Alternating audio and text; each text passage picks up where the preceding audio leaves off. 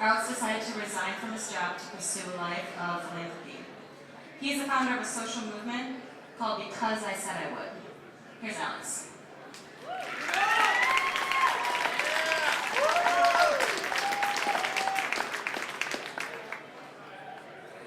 Hi everyone, my name is Alex Sheen and I'm the founder of a social movement called Because I Said I Would. It's dedicated to the importance of a promise, making a positive impact on the world we have with those little commitments that we make every single day.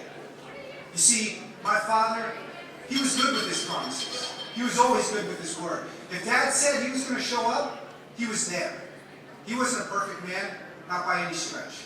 But he was reliable. You could count on Dad to do exactly what he said he would do.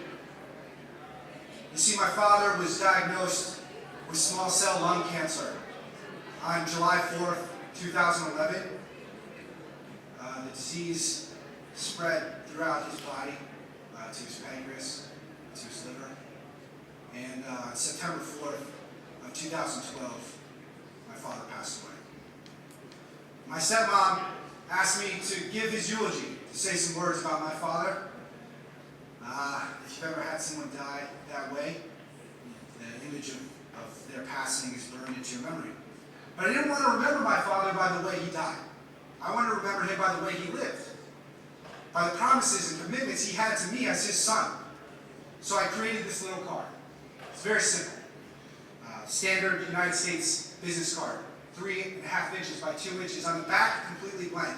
On the front, blank, all except the words, Because I Said I Would, in the bottom right-hand corner. These cards are very easy to use. What you do is you think about a promise.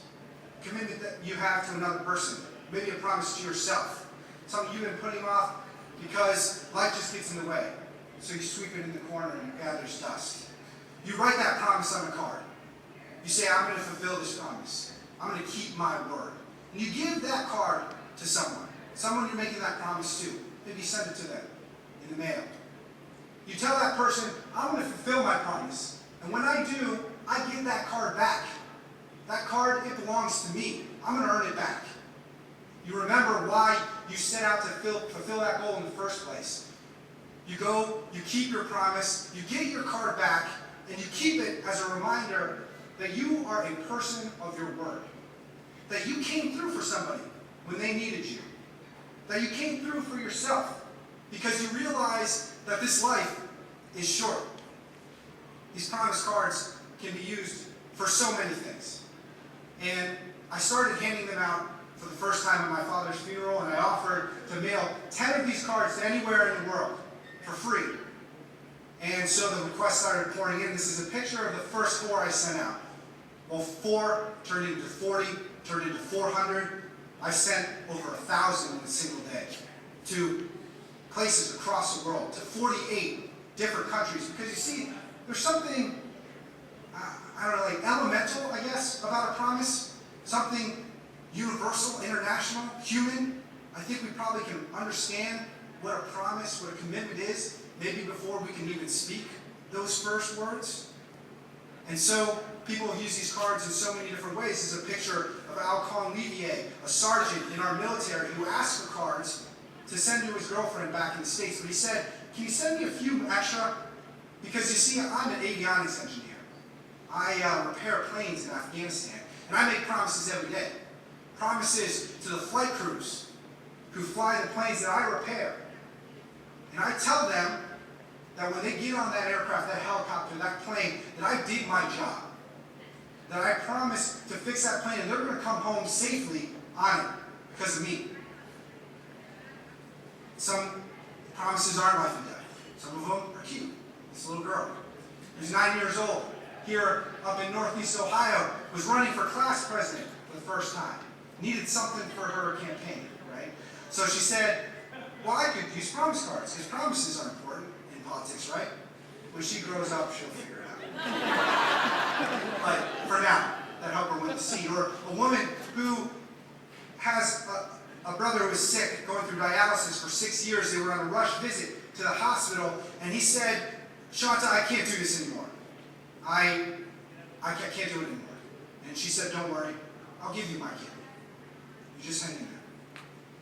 And it's messages like these that I get every day through PechaKuchaNight.com and social media that made me quit my job. That I had to decide to choose a different path, but it was hard for me. I loved working at Hyatt Software. I loved the people I was with. I loved my boss. And I struggled to find a way to tell her. But a brilliant idea came to me in the form of a letter that said, you know, I'm struggling with depression, and you know, sometimes I don't think life is worth living. But I heard about it because I said I would in your cards, and it gives me strength. And well, if it wasn't for those cards, maybe I wouldn't be here. And so I said, this is how I'm going to tell my boss. This is how I'm going to start the meeting. So I go in there with this letter. I say, boss, before we get started, I just want to give you this, and if you could read it real quick. She doesn't go more than 10 seconds into that letter without looking up to me and saying, this is a letter from my daughter. This is her handwriting, and I can tell that this is an envelope from our kitchen table. And that's how I know that I'm doing the right thing, by spreading the importance of a promise. But it's called Because I Said I Would. And people believe the antecedent to I is Alex. And I pull these stunts like getting 100 tickets to Disneyland for kids with cancer, but they think it's for attention for me. Because I Said I Would isn't about me. And I would go so far as to say that Because I Said I Would isn't even about my father. I held his hand as he died. 2 minutes between his last two breaths, I counted with this watch. He's gone. Because I Said I Would is not about him. It's about you. It's about the promises that you make day in and day out. Because I can tell you there are very few things I know about this world, but I know that your character is judged by the promises you make and keep. There's a man named George Bell who has a quote that I love. You can pretend to care, but you can't pretend to show up. Thank you.